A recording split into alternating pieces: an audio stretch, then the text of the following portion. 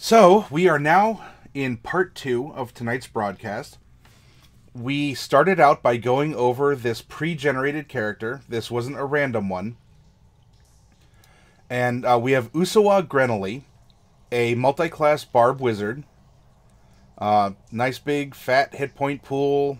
We went through, and you can see here where we started at level 1 and where he got some bumps and some other background info. We built a personality up. One of the first aspects was, when I was generating this, is what would cause him to go to the course of Necromancy. Well, being young, okay, we'll say he's an Outlander trapper. You get the life and death going. And then he learned an instrument from being an Outlander, and I said pan flute. Okay, so now what's going to happen that's going to sort of break him or strengthen him, or both, break him down and build him back up as a necromancer? Oh, well, maybe his sister died. You get someone close to you. In that case, he made a pan flute from his sister's finger bones as a way to remember her, because she made some very beautiful music. If you want any insight, by the way, this was something I didn't do in the last section, but if you want to know what a necromancy savant is, what grim harvest is, undead thralls inured to death, I'll go back and cover that for you. Otherwise, I want to work with you all to take this outline, this level-by-level outline of chapters if we're authors, or if we're planning a module or a campaign as a DM. What would we run this character through to get him from a level 1, 14, 15, 16-year-old boy to the man he is now at age, what do we have him, like 42, 43? Over the months or years between each of these levels and adventures that he has. Rytel says, I got some Carolina Reaper cheese and I can't eat more than about an ounce at a time. I bet. I had some ghost pepper cheese sauce and it just, oh my gosh. It was enjoyable at first, but then it hits you, right? And then it lingers. And you're like, but I want to eat more. But I can't. Not now, and especially for not later.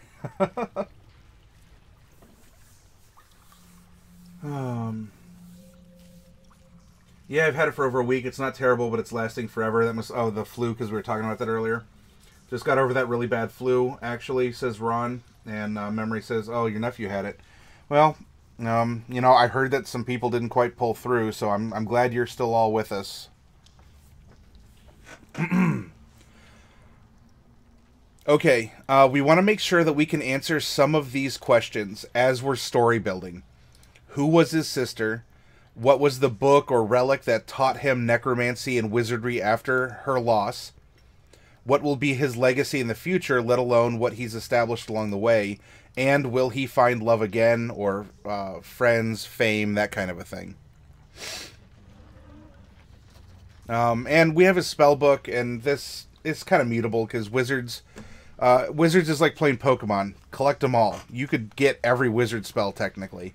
It's just, you're the bottleneck with your brain up here. Okay, so I'm going to keep him up for reference. And we have the handy-dandy Pahubba behind us, as well as the DMG, because we can look up various artifacts. In fact, there's one that comes to mind that I think would be really cool for him to have. We'll get to that point in just a little bit, though. So, before we even get here, and I want input from you in chat. Follow along, make stuff up. Even if you're new, if you're new this day, or you just got in chat after the first segment, throw out ideas. The beautiful thing about storytelling is we can make anything into anything, all right? Well, I mean, we have to try and make sure that it makes sense, but... One second here. Sorry, this is a little rude.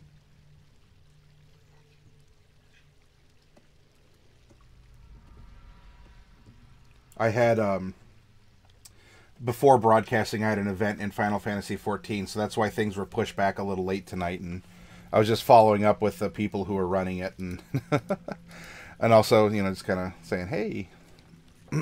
Well, not exactly them, but anyway. I got auctioned off. It was a fun little free company event that we did it's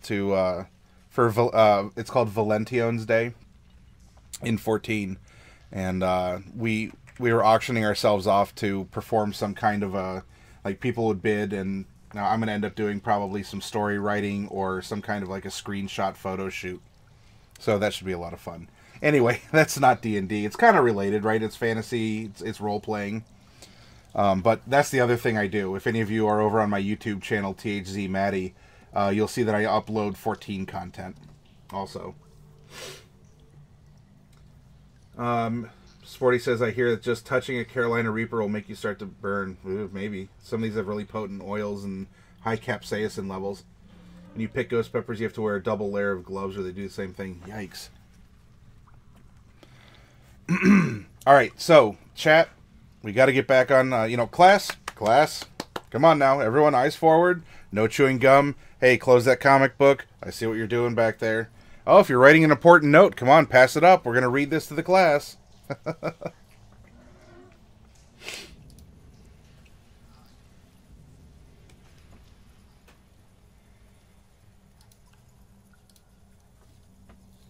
Alright. We need to generate effectively a level 0 Usawah. And we're going to do a tad bit of world building as well.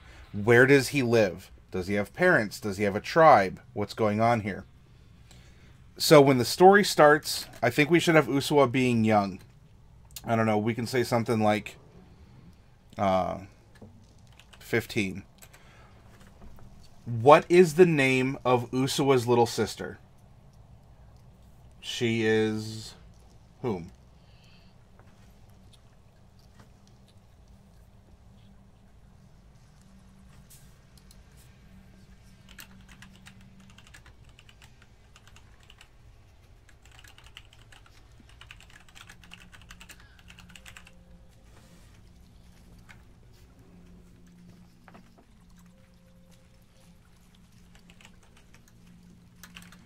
She should probably be a year or two younger. We'll say 13.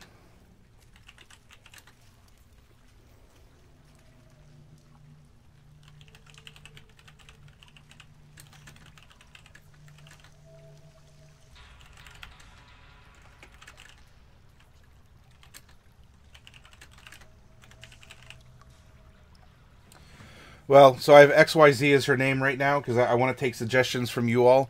If none of you have it, I'll fill it in, but I want to make sure that I'm opening this up to ideas from you. If you have a favorite name, you just go to a baby name generator, or if you want to come up with something unique or creative.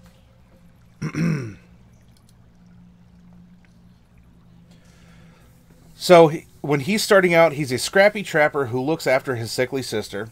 Having some consonants always gets attention.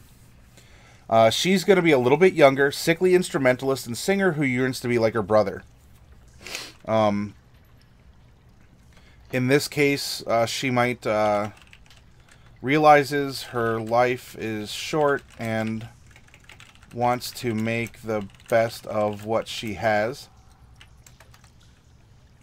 Uses music to celebrate life and soothe her brother, who carries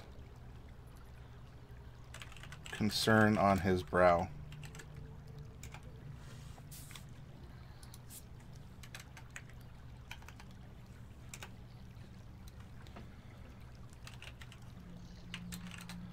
Life is a struggle,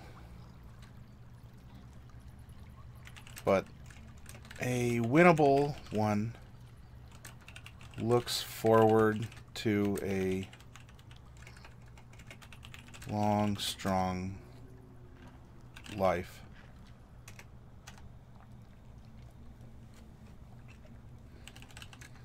Uses his wits to craft traps and learn about nature so that he may survive the longest.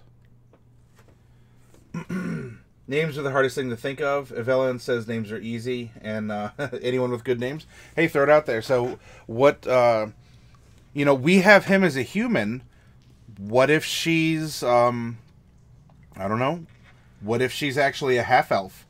And she's sickly only because it could just be some rare, like, it's like a congenital disease. Maybe not all half-elves, are fully bonded in DNA or something, and so she has some problems with that. Or they're both human, and she just has a sickness, or is just frail. Not everyone is born strong. When we flesh her out as a character, we'll definitely give her an 8 constitution.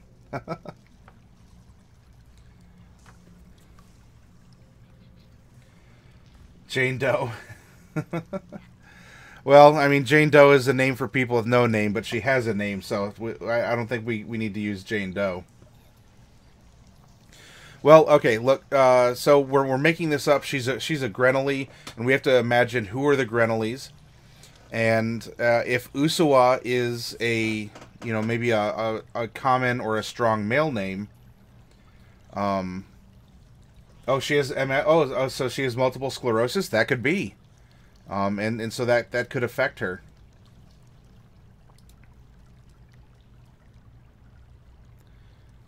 Let's see. So we have an Usawah. We have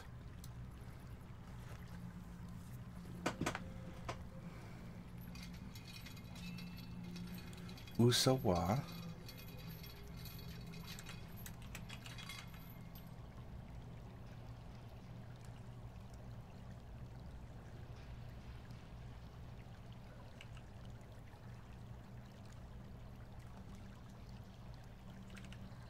And Hanaya. Oh, hey, Delcorn, welcome. Usawah and Hanaya. Sporty says Allison something. So is something her middle name?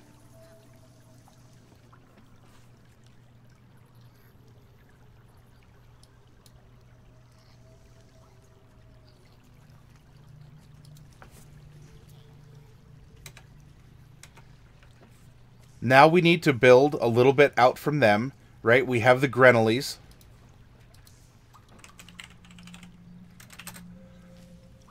Do they have a family? Are they orphans? Are the Grenolys part of a tribe? And if so, are they leaders of this tribe? Or even if they're orphans, were their parents leaders, but now they're left behind or not? Maybe there's some sort of like an internal coup that could have occurred. We have this tribe of, we'll say barbarians. Obviously not everyone is, because we're going to stat out Hanaya at a later time as a bard. But Allison Usula?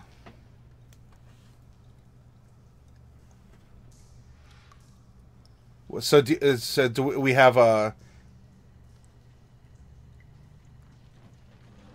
Are you saying that you want her name to be Usula, and he is Usawah, and so this tribe kind of, that's a gender difference? Or do you want her name to be Allison, and her brother is Usawah? I'm not sure what you say by I like that. Unfortunately, because of the chat delay, sometimes you have to be a little specific here on a question. Usula on Hanula. Usula on Hanula.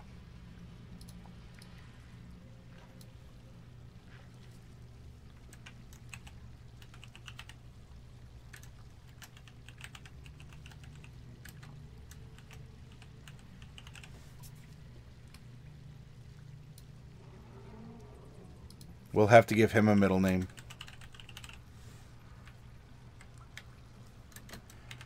So if you want to come up with a middle name for Usawah, who's going to be our main character in this story, you can put it out there. Otherwise, as a placeholder, I'm just going to put the yellow dart. If any of you get that reference, then I'll try and hook you up with some extra experience points. Alright, so who are the Grenolys? Family in a Tribe of barbarians, nomads across a temperate plain. I missed that part. I froze up. Did I drop? It's showing that I might have dropped a couple frames. Oh, sorry if that happened. I'm not sure what you might have missed, though, Sporty Ron. Am I coming through okay for the rest of you? Are you hearing the background music? Is my mic volume all right?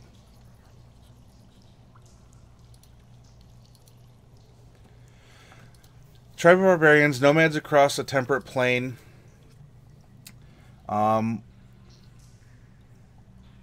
For sake of storytelling, as authors, and we might be able to get it in a background if we were doing this as not authors of a book, but authors of a module or a campaign. Why don't we say that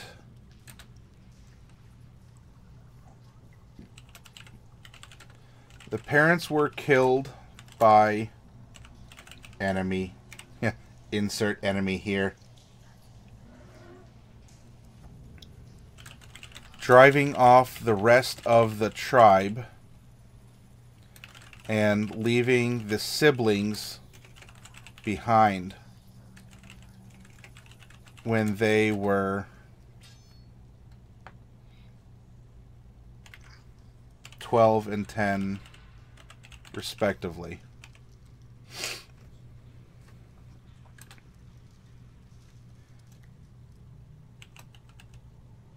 Usa and Usu. I mean, if we're going to be on casual terms with them, this is their nickname, right? Usa and Usu. How about make their last name Usula? Well, I didn't know what you were indicating. I don't necessarily mind that. I wanted to break it up though, for storytelling purposes. And again, if you make this as your character, do whatever you want to have something that is more memorable at a table setting where you have several other people. So here you have Usawah, and then you have, which is lighter sounding, and then you have Grenoly, right? It's more aggressive. It's a hard, so you have Usawah, Grenoly. It makes kind of like a psychological gateway between the names that makes it a little bit more memorable. I'm not going to poo-poo on your name suggestion there, but to have like Usawah, Usula, it has some consonants, right? You got like Peter Parker, but Peter Parker's a little easier to remember in our language and culture than an Usawah, Usula. So at least for this storytelling purpose, I want to leave their last name is Grenoly. I'm not personally invested in it. I'm not, my feelings aren't hurt, but I want to make sure if I'm talking about the Grenolys or something along those lines, it sounds different and we're not confusing it with either of the siblings.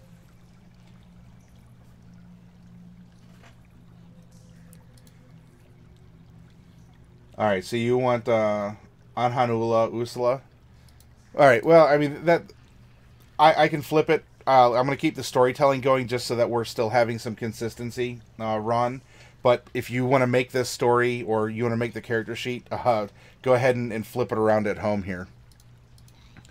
Okay, so we have Usa and Usu, which in itself can be a little weird, so I don't know if we want to go in another direction, but anyway. Fend for themselves.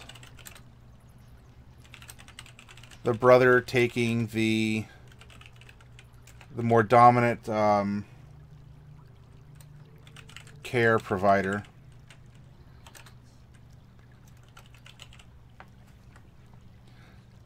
Sister is sickly and is more the so like he's the provider and she's more of the like the caretaker or the nester, right? So they go in and they're going to make this camp someplace that maybe a semi-permanent house, and she's going to stay behind, and she can help clean the squirrels and fish and all this, but she just doesn't have the health to go out and do that. It's not that she doesn't have the knowledge. In fact, when we stat her out as a bard, she's going to be a smart girl. but she's just going to have some health problems that are preventing her from actively hunting, from doing the things that she wants to go out and do, that her brother then takes it upon himself to do.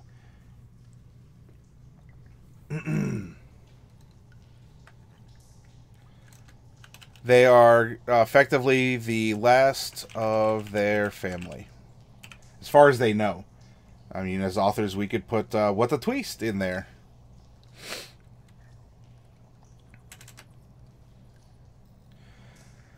Okay. So, chat, what kind of an enemy or force are we talking about here? Is this of the mortal world? In other words, is this just an army rolling through? Is it supernatural, where it's... And not even just an army, because an army in a magical world could have wizards and sorcerers in it. But is it supernatural in that it's caused by great magics or great magical beasts? Is it just a... Is it a supernatural phenomenon, such as the seasons are just something is causing the seasons to change violently? So it's a natural process, but it is just amplified in some way.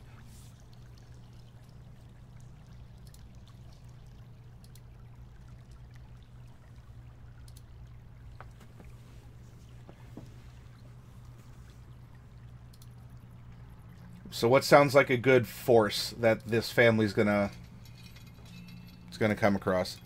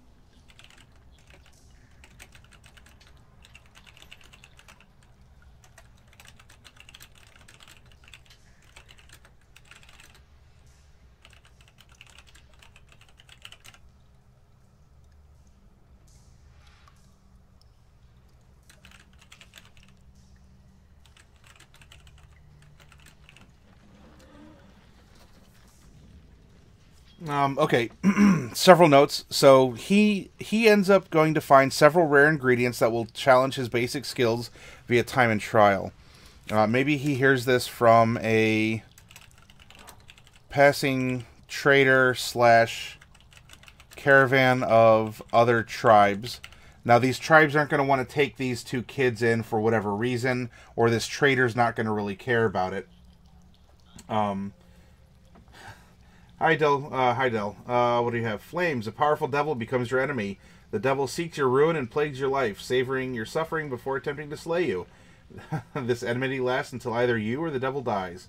Well, congratulations and welcome. You have a fiend as a friend.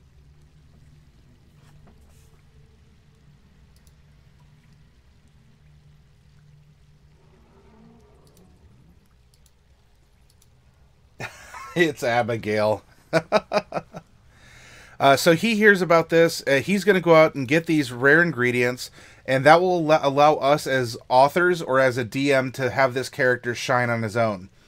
And because the two characters are separated, we can always sort of flash back to this homestead and show that, you know, she's not useless by any means. She still has skills. She's still intelligent. In fact, she can even still do, you know, labor. It's just that maybe she tires easily, or it's something like a very severe, like an arthritis, right? And she's just not mobile, and it makes her ache, and it drains her energy more quickly. So now this splits back and forth. We're showcasing each and some of their skills as they do slightly challenging things, but nothing that will necessarily get them killed in their own right.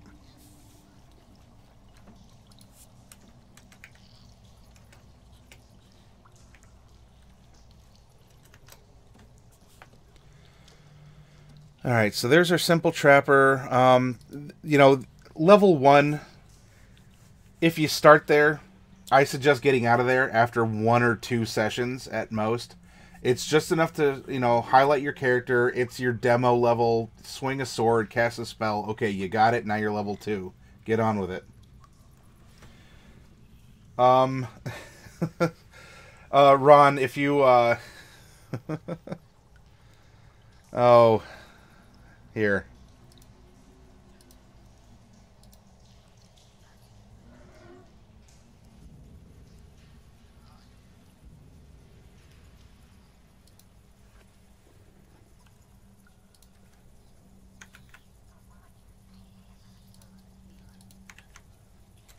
If you want to know what Abigail is, that's the link I just provided is Abigail.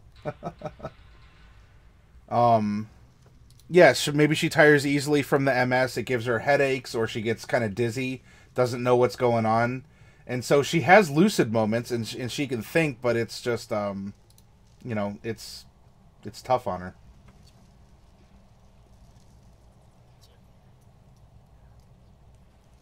Did that YouTube link not go to an actual a video? That should be to the video of when we were making Abigail Summer's Day.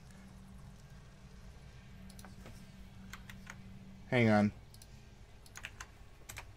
Sorry, I might have derped out. There, you can try that one instead. That one should be good. I don't know if the other one was because I grabbed that from my director video, so maybe it was like I don't know, like a back way in link or something like that. Okay, so yeah, that's Abigail to answer that question. No, you're fine, Ron. Don't worry about it. This is a conversation. Right now, like, we already have an outline. All we're doing is we're putting some flesh on the bones. It's not really derailing or anything like that.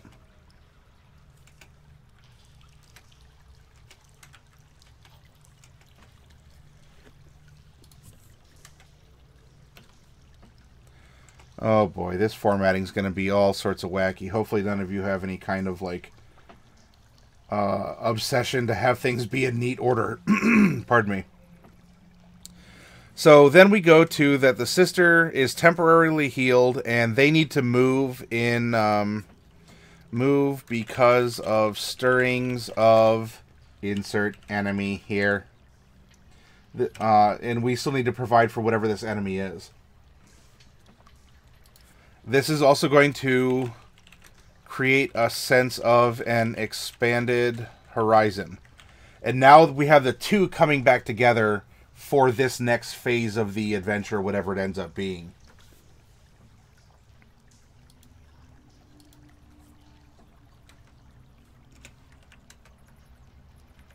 Oh, now it wants to do this.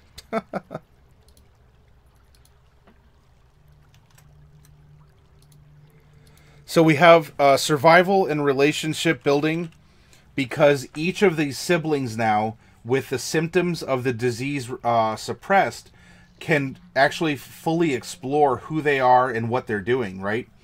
She can play her instrument for hours at a time, not just minutes. He doesn't have to, he finds that he doesn't have to do everything, meaning that maybe he's always wanted to explore a rock that was on the old boundary of the territory that they were claiming for themselves, but he could never get too far away because what if his sister needed him? Well, now he can, and this helps him grow and understand and learn. And so these are like two new people now. As you know, you have these young people now that they're fresh back into the world, and their eyes are wide open. And this is kind of where the little bit of the hubris is setting in the background. Blind to the long term, remaking themselves, and doing selfish things. I don't mean like evil necessarily selfish. It's just they're doing the things that they've always wanted to do, but they couldn't because their lifestyle before was of survival, right? Of health and food and water and things along those lines. Hey, good pull, Ron.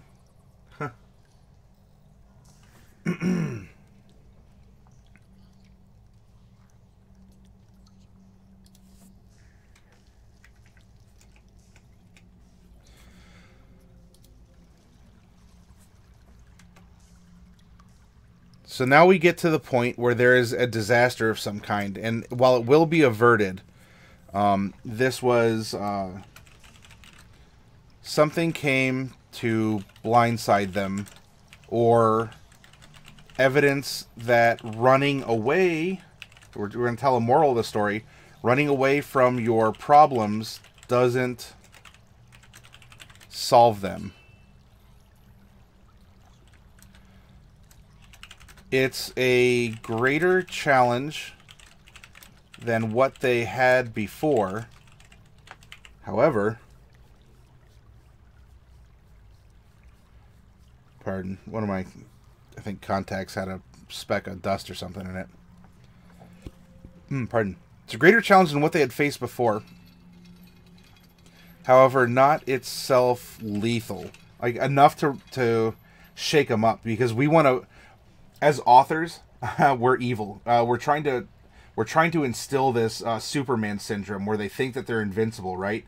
She can move more freely, think more freely. She's healthier, and he's more free to do the things that he wants. And so now, the rest of their lives, right? They're only like 15 or whatever, and they're like, yeah, the rest of our lives it's going to be easy now. We don't have to worry about this. As long as we find this medicine still, then you'll be good. And something checks it, but they're going to have to overcome it because we want to build up that confidence for the tragedy to come. Kind of twist a dagger in your heart as an author or, as a DM, but some of these things have to happen. It's a greater challenge than what they had before, however, not itself lethal. This sets up hubris and Superman syndrome.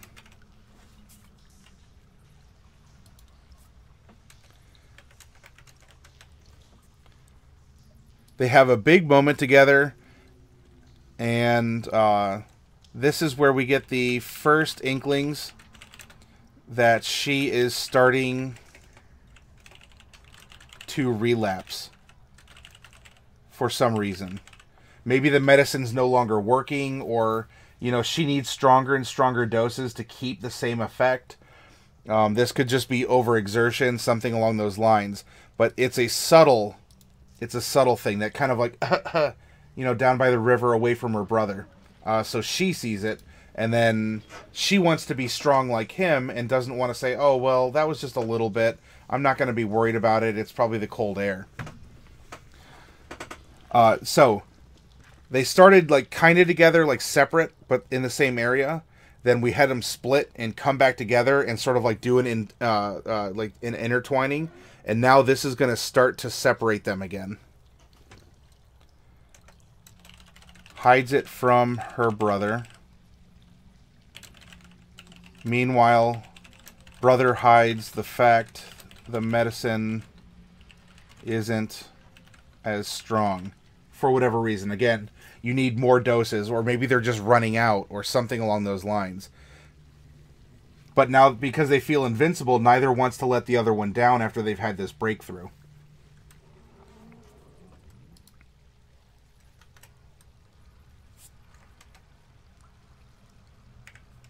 Whoop. Why am I being derpy here? Come on.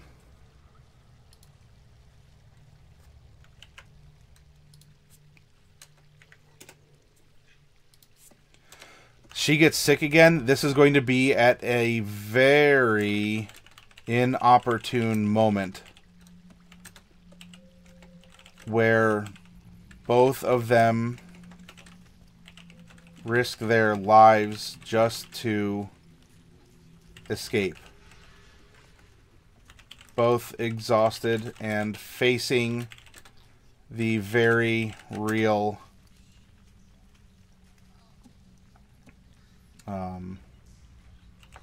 outcomes that will happen unless something changes.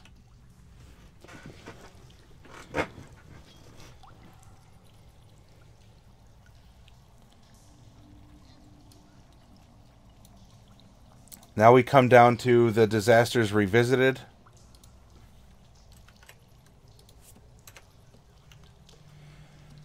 This could be he ventures out to find more or better herbs, right? Because we gave him the healer feat to begin, because he was using that to try and take care of the symptoms of his sister's illness. He ventures out to find more better herbs. She tags along and is exhausted. We'll put in brackets here, enemy, because we don't really have that defined yet.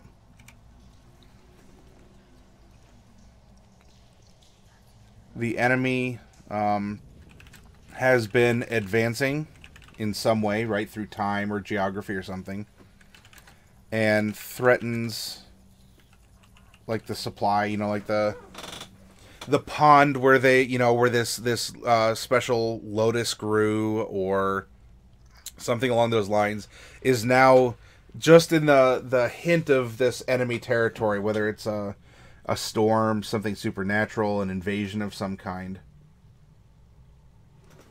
Delcorin says, something on my end, because my delay seems to be around 75 seconds. Apologies for my late responses. So, well, I don't know, Delcorin. Like, it shows that on occasion I've dropped some frames. Maybe some of it could be me. However, I mean, if it's on your end, maybe a little bit of percussive maintenance on your device could help. Steam hiccuped and suddenly it synced. Ah, okay, that was the bottleneck. And by the way, Ron, thank you for the compliment. I appreciate that.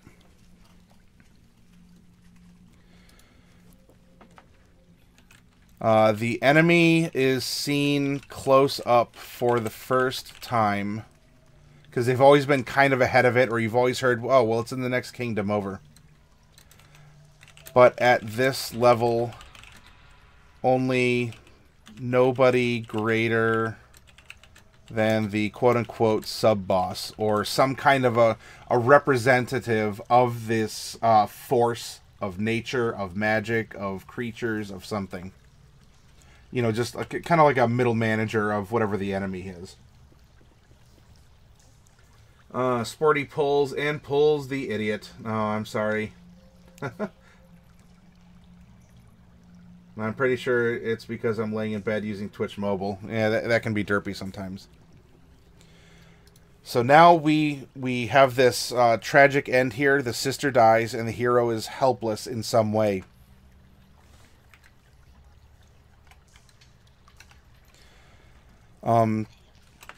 Does she die by an external force?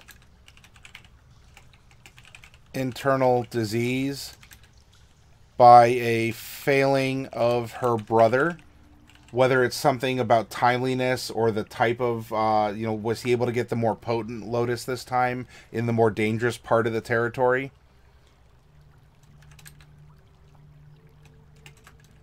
He buries her, right? We want to set up for that effect with his eyes, where his eyes are like this last, they're replaying this last moment of him lowering her into the ground.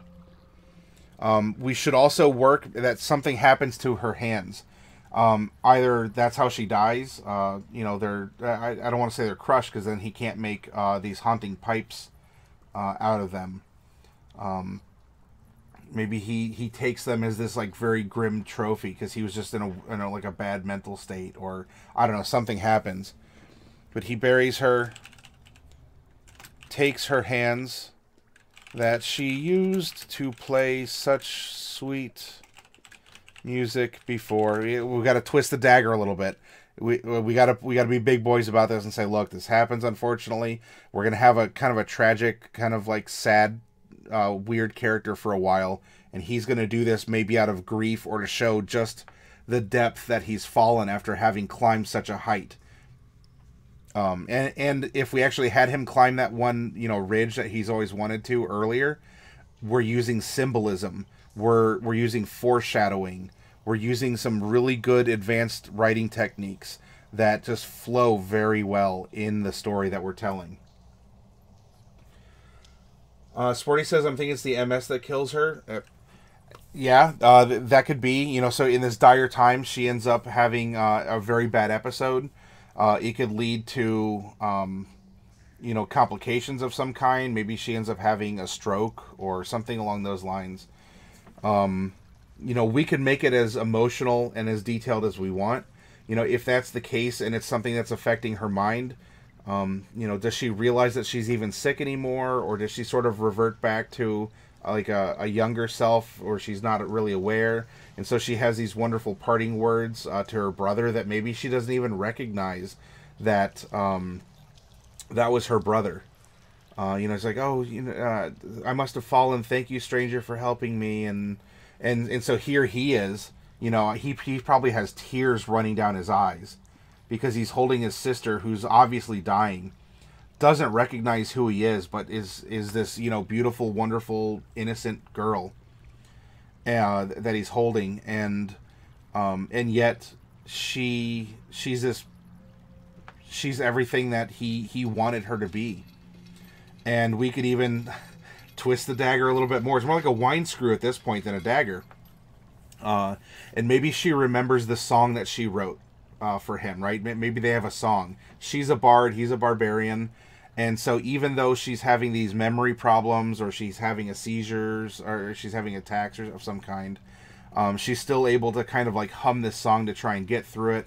And maybe that's, those are her last sentiments or words, is she hums this very beautiful, haunting song between them.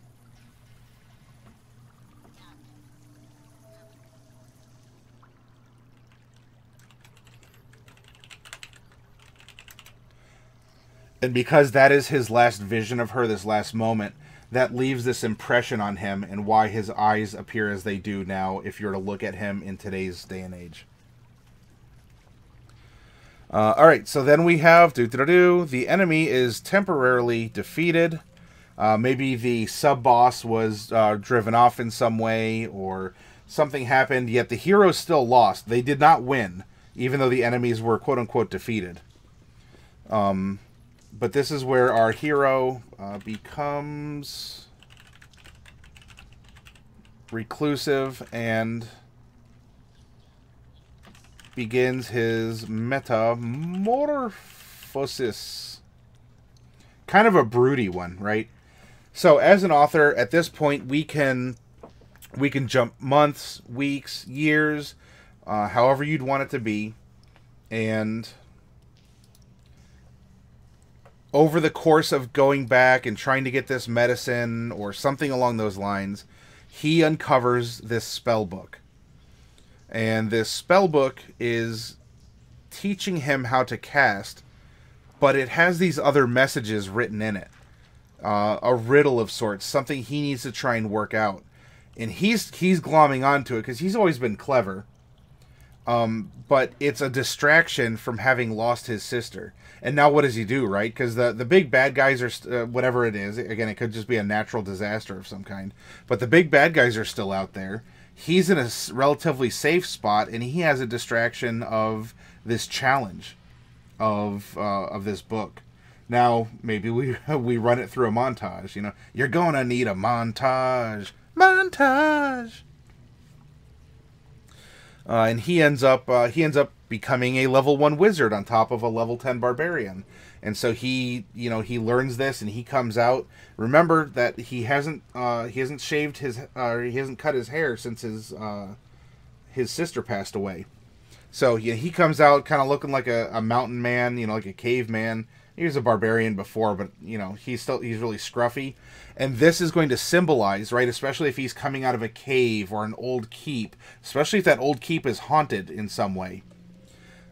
This is symbolizing rebirth, right? The birthing process of emergence, and this is what he's doing. Again, we are just oozing symbolism all throughout this story. And he's going to discover that there's this other side of spells, that not everything can be solved by hitting it until it stops moving, that there's a lot more subtlety in the world, and that death isn't as concrete a thing as he thought. Now, this is where we have to make a decision as his player, as his author. Is he going to go a Mr. Freeze route where he wants to maybe bring his sister back someday? Or does he respect the strength of death enough to say, death is my superior, I'm not going to challenge it because I'm not strong enough? And instead carries her memory as his rage fuel as a barbarian, and as a way to cope with and understand death through necromancy, and be able to act sympathetically to that force. Yeah, oh boy, Ron, you're kind of getting some bum cards pulling it. Oh goodness. If it can't be smashed, hit it with a fireball magic instead. You know what? We did not give him fireball, at least not by default. Now, that doesn't mean he couldn't have gone someplace and actually copied the spell out of someone else's book or something along those lines. But we have him a little bit less obvious with his magics, or at least in that regard, in big explosions. So a lot of his childhood, it's going to get simpler, right? Because we're approaching the day and age that he currently exists in. We've already painted where he was from, and it's a very rosy, in magic terms, we've had this wonderful, bright, sunny summer vacation of Lorwyn, and, things get a little crisper in Morningtide, and suddenly Lorwyn hits. And then Eventide, and you're like, oh, this is scary, this is spoopy, what's going on? Are those scarecrows moving on their own? Okay, so in this story then, this is his level 11 venture, right? He's reborn metaphorically into the world. He's learning this new part about him. In 12 here, this is where he's taking the Warcaster feat. So now by level 12, he's blending his two disciplines together, and he's getting good at it. He can cast spells in the heat of combat. Just not while raging. Because Barbarian specifically says so. And you may be able to bribe your DM to allow some things to happen. You shouldn't always count on it.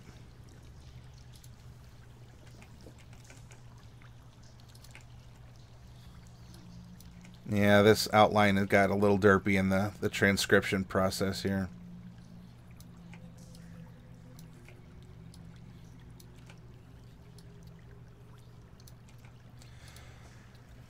So then we take him on this montage of studying and change. He's still somewhat secluded, right? So he's only getting out of this haunted keep. And we can even say that he's meeting undead friends here, or if you want to say friends or whatever. Or we give him party members at this point in time. Maybe he actually makes living friends of some variety. They could even be the people, maybe wink wink, that we generated earlier in the week as an exercise for tomorrow. But something to think about. By this point, he's now discovering this other side in the Book of Spells. He's secluded in studies, and he does some practice adventuring. Then he goes back out into this changed broad world, not really with a specific agenda. He might be upset at this powerful force that had an influence on the world around him and or his sister specifically, but he's not at that point yet. He still understands that there's this hierarchy of power. So he does, odd jobs. It's the reputation fetch quests in MMORPGs kind of a thing. After doing that, then we had this evil of some kind, whatever this entity is. It returns, and now he can confront it, and he's built himself up as a man of both muscle and mind.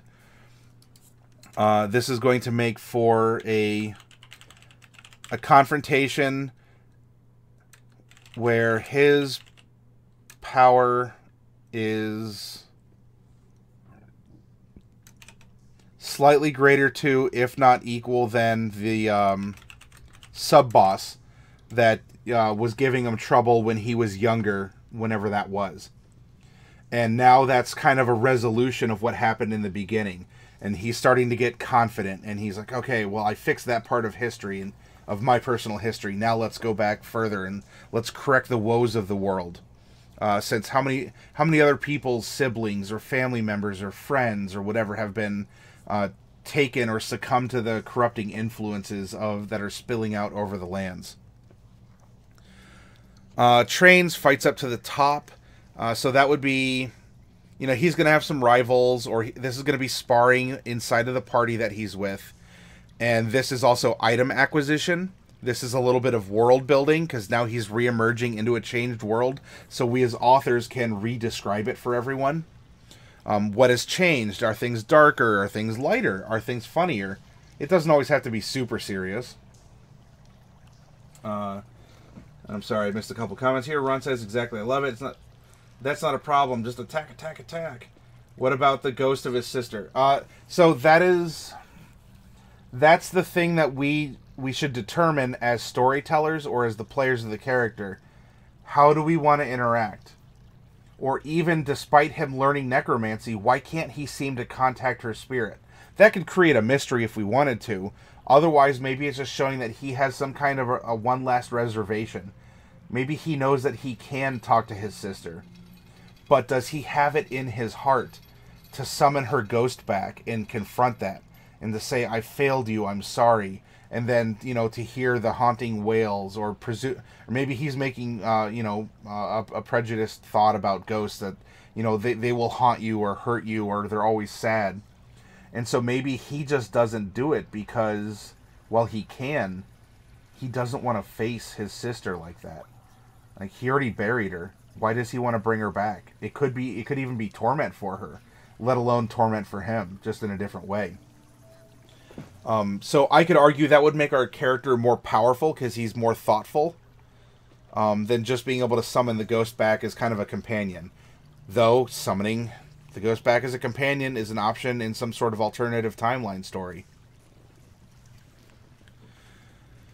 So he trains, fights to the top, and the Hubri revisits, where he's top of the world now. He's going to be a contender. He took out the old boss, and now he realizes, wow, there's actually a more powerful boss out there. So his confidence gets busted. Then, while maybe not invoking the ghost of his sister, he thinks back, we've been through this before. When my sister was still alive, and we faced this, and I'm so dumb. Even though I'm supposed to be smart, right? I've been using my brains this whole time, but I haven't been using my brains. And so he has this internal conflict, and he soul searches. And he goes through this, and he says, I am not the man that I thought I was. And so once more, he's coming to terms, and he's resetting himself. And this could lead to him finding another... because if we said his spell book was actually leaving riddles along the way as he was unlocking these spells contained inside, he was doing so by solving some riddles or puzzles or gaining some ancient knowledge. Maybe that ancient knowledge leads him to a MacGuffin or a Deus Ex Machina. If you don't want it in there, you do not have to put it in there. But the book was only part 1 and was a gauntlet, a means to test someone who could rightfully inherit the so-and-so of somebody important. And now that he's confronted himself, he's made peace with at least this remnant, this thought of his sister, and he has this old power, something that promises to be even more powerful than whatever is chasing him down. He makes the final push to the boss. Then we have the big conflict, and that could happen at 18, thereby giving him 2 levels of retirement and cleanup. but I would not have this happen at level 20. I'd have it happen before, and then have him grow just a little bit past that to show that now he's this older man and he's plateaued. He's been stagnant, arguably, for a while. And then this could lead to future adventure hooks of, yay, a young party comes up and they have their own insights and, they're a part of this next generation. They have all the things that he hoped that he could want, or, something along those lines. So, hopefully that makes sense to you all. I know storytelling is a very interesting process. It's kind of loosey-goosey. We're kind of having a back-and-forth writing session. And I've appreciated the input you all have given so far into it. I don't know. We kind of have a script here. I'd say more for a manuscript or a book, or a play, or if not a play, then a movie or something. Could this make a campaign? I don't think so, because it's too focused on one character. We would have to find a way to weave in other characters and allow for that kind of modulation to occur. It's not impossible. I don't even think it would take a ton of work. But as we've written here, we've done so as authors, penning a fantasy novel, using mental exercises and based on an inspiration of D&D mechanics.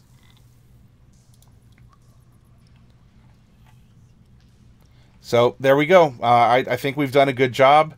We've set ourselves up to generate this level 13. This young bard here. She would have only made it to. She would have made it to what, level 8? Level 9. Does Necromancy allow you to speak to the souls of the dead? Yes. There is a spell, it's called Speak with Dead, that allows that. Alright, so I'm going to pause this one more time, take our last break, get up, stretch, I'll eat a little bit more salsa, drink some more water, and then we will come back and have a like a Q&A. Like, we'll wind things down, listen to some more background music. We can swap tales and such, and we'll go from there.